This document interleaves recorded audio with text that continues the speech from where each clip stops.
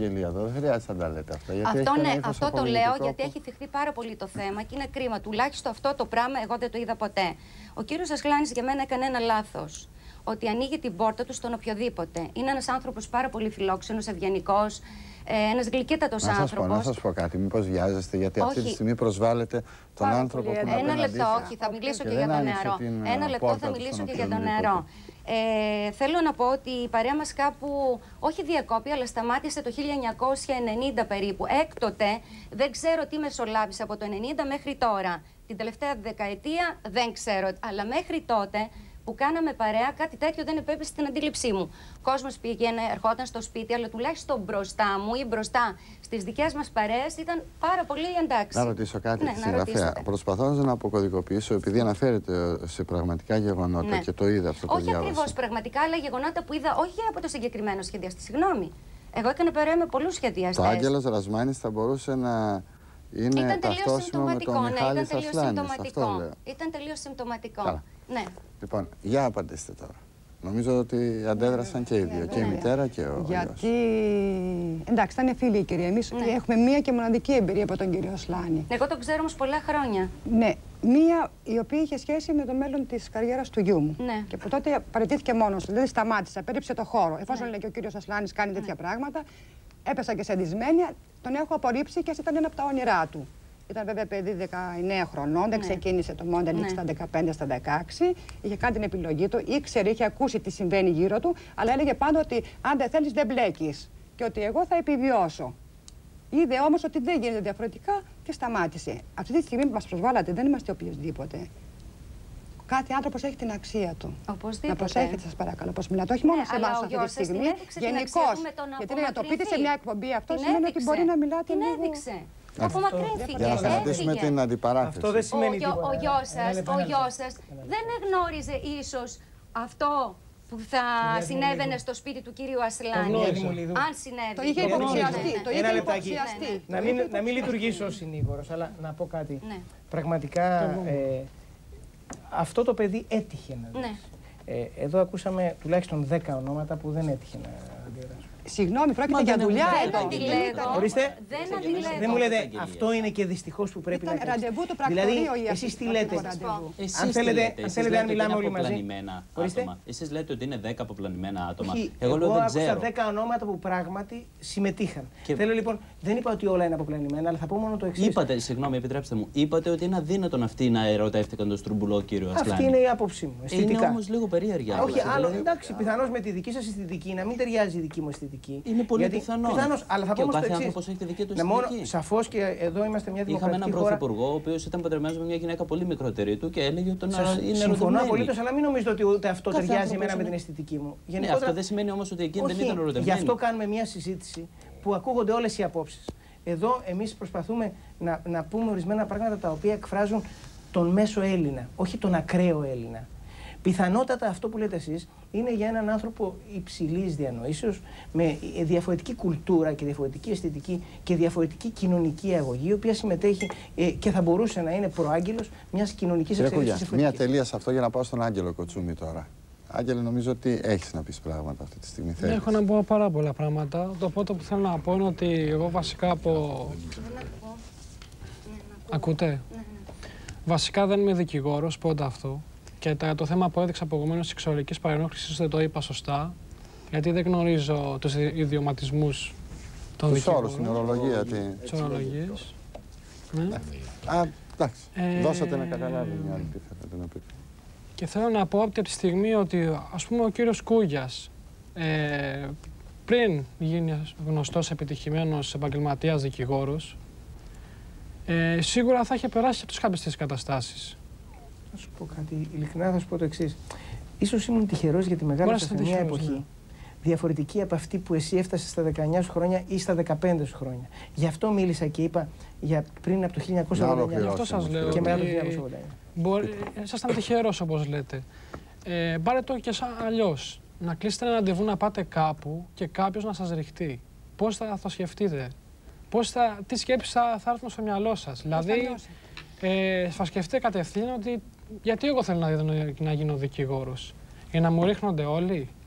Γίνεται και στους δικηγόρους. Το ξέρω ότι γίνεται. Και στους γιατρούς. Το ξέρω ότι γίνεται. Θέλω να σας πω ότι σε όλα τα επαγγέλματα. Υπάρχει εξάρτηση γίνεται. Αλλά όταν υπάρχει μόνο κακή εμπειρία, πιστεύω ότι αυτό στιγματίζει τα πάντα.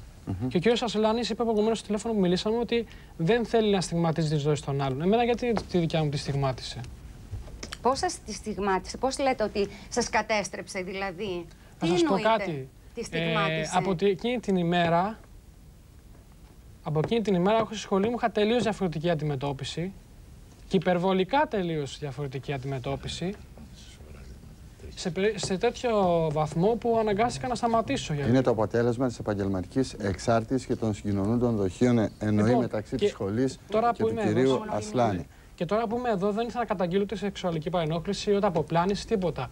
Δεν ήρθα εδώ να ζητήσω κάποια χρήματα, να μου δώσει κάποιος ή να κάνω κάποιο εκβιασμό, γιατί δεν με ενδιαφέρει. Είμαι απολύτως καθαρός, ήρθα εδώ και θα πάω σπίτι μου μετά και θα κοιμηθώ.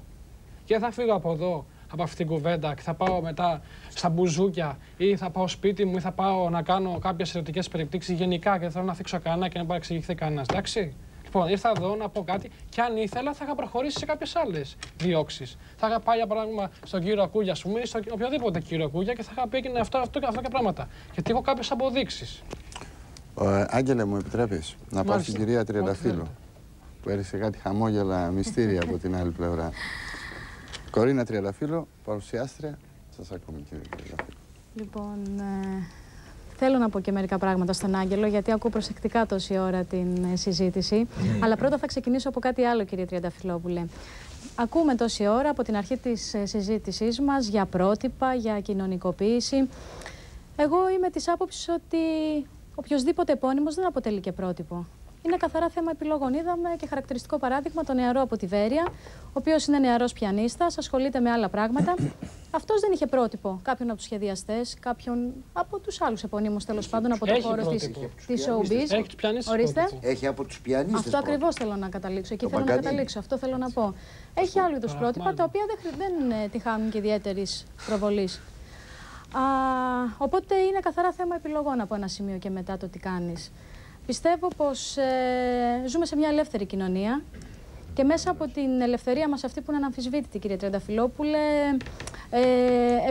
αν επιλέξουμε μάλλον το λάθος δρόμο, τότε είμαστε άξιοι της μοίρας μας. Και σίγουρα οτιδήποτε και να κάναμε, ακόμη και πάλι σε ένα γραφείο να είμαστε, θα είχαμε επιλέξει αυτό το δρόμο που θέλουμε. Αλλά θέλω να έρθω και στον Άγγελο, ο οποίος είπε ότι ο κύριος Μιχάλης Ασλάνης τον στιγμάτισε. Γιατί το είπες και τώρα, το άκουσα και στο διάλειμμα, Άγγελε, που το είπες. Το είπα, ναι. Έχω την εντύπωση ότι είπες όμως λίγο νωρίτερα ότι όταν έφυγες από το πρακτορείο που ήσουν, πήγες σε κάποιο άλλο πρακτορείο. Ναι, πήγα σε και δεν ξέρω αν είχες διαπρέψει στον χώρο του modeling, καθ' έβγαινες τώρα να τα έλεγες. Δεν είχα διαπρέψει, όχι. Χωρίς να αμφισβητώ αυτά που λες. Όχι, δεν είχα διαπρέψει. Δεν διαφωνώ, κύριε Κούγια, με αυτά που λέει καθόλου. Αλλά λέω ότι στιγματίστηκε από τον κύριο Ασλάνη. Να σας πω ποια είναι η διαφορά. Γιατί μας παρακολουθεί κόσμος. Ένα παιδί που είναι ηλικίας 14, 15, 16, 17 χρονών, ακόμη και ο νόμος το αντιμετωπίζει διαφορετικά ως ανώριμη προσωπικότητα. Συμφωνώ. Αυτή είναι η διαφορά. Δηλαδή, η παρέμβαση αυτού του είδους των ανθρώπων στην κοινωνική συμπεριφορά εφήβων ή παιδιών είναι αυτή που τους διαμορφώνει τη ζωή τους. Και όταν λέει στιγματίστηκε, δεν το λέει με την έννοια του κοινωνικού στιγματισμού, αλλά στη ζωή του έχει μπροστά συνέχεια την αποδοκιμασία σε ένα χώρο που ήθελε να διαπρέψει εξαιτίας του ότι δεν δέχτηκε να διαστρεβλώσει την προσωπική του σεξουαλική ζωή. Αν θυμάστε, κύριε Κούγια, πριν πάει στο ραντεβού με τον κύριο Ασλάνη, εγώ δεν τον γνώριζα τον κύριο Ασλάνη. Τηλεφωνικώς έχουμε μιλήσει μια-δύο φορές, δεν τον γνωρίζω τον άνθρωπο. Είπε στη μητέρα του τι επρόκειτο να συμβεί. Τι πέθετε τέλος πάντων ότι. Τι σημαίνει αυτό, σημαίνει ότι είναι όριμος επειδή το είπε στη μητέρα του? Καθόλου δεν είναι όριμος. Όχι. Και όσο αφορά το θέμα των ανηλίκων που θίξαμε, αυτό είναι ένα άλλο θέμα. Είναι άλλες παραμέτρους αυτές που σίγουρα είναι πολύ πιο σοβαρά τα πράγματα εκεί. Δεν μιλάμε για τις περιπτώσεις των παιδιών που υπάρχει ποινικός κολάσιμη πράξη. Μιλάμε για παιδιά τα οποία είναι ανώριμες προσωπικότητες. Μέχρι τα 21 χρόνια. Μέχρι τα ανώριμες, επιστρέψτε να σας πω. Δεν είναι το ίδιο ολοκληρωμένος ένας άνθρωπος να αντέξει μια πίεση αν είναι 16 χρονών, 17, 18, 19, μέχρι και 21. Θεωρείται. Ορίστε, έτυχε, είναι η εξαίρεση. Είδαμε 10 περιπτώσεις που δεν ξέρουμε τι ηλικία είναι, που δεν άντεξαν. Προσπαθείτε να τεκμηριώσετε το πώς στιγματίστηκε έναντι μιας πίεσης στην οποία άντεξε. Να σας πω, κύριε, πώς είναι το όνομά σας? Γιαννέλος. Και με τι ασχολείστε? Εκτός από πρόεδρος στον ομοφυλοφίλο. Τεχνικός είμαι στα δίκτυα. Όχι, βλέπω ότι έχετε μια παιδεία. Θα πω μόνο το εξής. Ότι ένα πρόσωπο, ένα παιδί, είναι παιδί, θεωρείται ότι είναι μέχρι τα 15 του χρόνια. Νομικά. Όχι, μέχρι τα 17 νομικά. Μέχρι 17 ετών να καταλάβετε ότι ένα παιδί δεν τιμωρείται με ποινή, έστω και αν κάνει έγκλημα, αν αφαιρέσει μια ανθρώπινη ζωή. Από τα 17 μέχρι τα 21 θεωρείται ότι είναι ένας μετέφηβος. Αυτό δεν είναι ένα αποτέλεσμα μιας λειτουργίας ενός σοφού νομικού, αλλά είναι αποτέλεσμα μιας μελέτης για τη βιολογική εξέλιξη, για οτιδήποτε. Γι' αυτό μιλάω και λέω στην κυρία Τριανταφύλου, παρενέβην και είπα ότι μην παίρνετε την περίπτωση ενός νεαρού που ίσως από αγωγή, ίσως από περιβάλλον που μπορεί να τον προσέξει και να τον οπλίσει με αντοχές. Μπορείτε να πείτε ότι αυτός άντεξε. Άρα και το αγκαλιάζει ο πρόεδρος των Ομοσπονδίων και λέει ότι είναι μια επιλογή σε μια δημοκρατική χώρα ελεύθερη. Ναι, ελεύθερη και δημοκρατική. Αλλά με αρχές. Κύριε Κούγια, κυρία Τριανταφύλου, θα μπορούσε να ερωτηθεί εδώ ο συνομιλητής μας ποιες είναι οι προσλαμβάνουσες παραστάσεις, η επιρροή μάλλον από τις προσλαμβάνουσες παραστάσεις σε ένα παιδί 14-15 ετών, ποιες καταστάσεις δημιουργούνται ως αυτονόητες μέσα στο μυαλό του και την ψυχή του, γιατί διαφορετικά θα αντιδράσει ο κύριος Κούγιας και διαφορετικά θα αντιδράσει ο Μάρκος, ο Γιάννης, ο Ανδρέας, ο Αργύρης. Είναι ένα θέμα πολύ λεπτό και θα έπρεπε να το εξετάσουμε με τρόπο εντελώς διαφορετικό και όχι μέσα από μια εκπομπή με βεβαιασμένη κουβέντα και περισσότερο ρεπορτάζ. Επιτρέψτε μου, κάντε μου τη χάρη να πάμε στον κύριο Μαλούχο, ηθοποιό. Ο κύριος Μαλούχος έχει 2 παιδιά που μπήκανε σε αυτή τον κικαιώνα των ναρκωτικών. Ο ίδιος ως πατέρας για πρώτη φορά δημοσιοποιεί αυτό το πρόβλημα και αντιλαμβάνεστε τι έχει αντιμετωπίσει. Δεν χρειάζεται ούτε θέλω να την κάνουμε συγκεκριμένη την περίπτωση, αλλά γνωρίζει ποιος είναι ο κύκλος των επιρροών, των παραστάσεων που παίρνει ένα παιδί, των μοντέλων των αυτονόητων που είπαμε λίγο νωρίτερα και μπορεί ο ίδιος να περιγράψει την κατάσταση. Πριν μιλήσω για το προσωπικό μου θέμα, το οποίο βεβαίως ούτε καν πρέπει να βγει σε δημοσιότητα, εκτός αν υπάρχει λόγος, ας πούμε, που θα έχει κάποια θετική απήχηση στο κοινό το ευρύτερο, διότι ακούς πάρα πολλά πράγματα, τα οποία τουλάχιστον προκαλούν τον γέλοτα σχετικά με τα ναρκωτικά. Όλοι είναι οι δήμονες, όπως όλοι. Θα μου επιτρέψετε, κύριε Τριανταφυλόπουλε, γενικότερα για το θέμα. Άλλοι είπαν σωστά πράγματα. Είναι κάπως παρεξηγημένη η ιστορία. Νομίζω ότι είναι απλά, μαθηματικά. 1 και 1 κάνουν 2. Κάθε εποχή έχει ακμή και παρακμή. Αναμφισβήτητα ζούμε στην παρακμή. Κάτω όλα είναι οι άνθρωποι, η πολιτική, η τέχνη, τα πάντα. Ουδής το αμφισβητεί. Και έρχεται να δώσει τη χαριστική βολή η τεχνολογία. Βγαίνει η ηλεκτρονική έκφραση που λέγεται τηλεόραση και εκεί φαίνεται η ματαιοδοξία του ανθρώπου που όλοι τρέχουν να προβληθούν εν ονόματι οποιασδήποτε θυσίας. Τα παλαιότερα χρόνια που δεν είχαμε εκφυλιστεί τόσο οι άνθρωποι, τι γινότανε τότε? Ένα απλό παράδειγμα. Πήγαινε κάποιος και έλεγε έλα να σου δείξω το σπίτι του Παλαμά. Τώρα δεν υπάρχει περίπτωση να πάει να δει κανείς και να θαυμάσει το σπίτι του Παλαμά. Του λέει έλα να σου δείξω το σπίτι του Λάτσι, Φερρυπίν, ή του Ασλάν ή της τάδε ωραίας γυναίκας. Λοιπόν, οι αρχαίοι λέγανε ότι διαχωρισμός μεταξύ ζώων και ανθρώπων είναι οι πνευματικές και ηθικές αξίες. Δεν υπάρχουν πνευματικές και ηθικές αξίες. Υπάρχει υποκρισία μεγάλη. Και αυτοί που βγαίνουν όλοι από τους επώνυμους και μη υποκρίνονται, κύριε Τριανταφυλόπουλε. Όλοι όταν μιλάνε, να ξέρετε ότι δεν μιλάνε την ειλικρίνεια. Όπως υποκρινόμαστε όλοι, εκτός από ορισμένους επαγγελματίες που αναγκαστικά στη σκηνή θα υποκριθούν, έχουν ανάγκη να εκφραστούν την αλήθεια. Την αλήθεια δηλαδή, λοιπόν θα την πούνε στην ζωή τους. Όλοι οι άλλοι υποκρίνονται διότι από τη φύση μας είμαστε υποκριτές. Ορθώς επεσήμεναν οι 2 καθηγητές τον ρόλο της αυτοκρατορίας του χρήματος. Ορθώς επεσήμεναν τον ρόλο της αυτοκρατορίας του χρήματος. Βεβαίως. Το χρήμα. Η οποία επιβάλλει τα μοντέλα. Ναι, βεβαίως. Το συμφέρον και το χρήμα είναι σήμερα ο Θεός. Από εκεί ξεκινώντας, και αν πούμε κάτι το οποίο νομίζω ότι είναι η πεμπτουσία όλων των συστημάτων και της καλυτέρευσης της κοινωνίας, αυτό που είπε ο Ζαν Ζακ Ρουσό στο κοινωνικό του Ευαγγέλιο.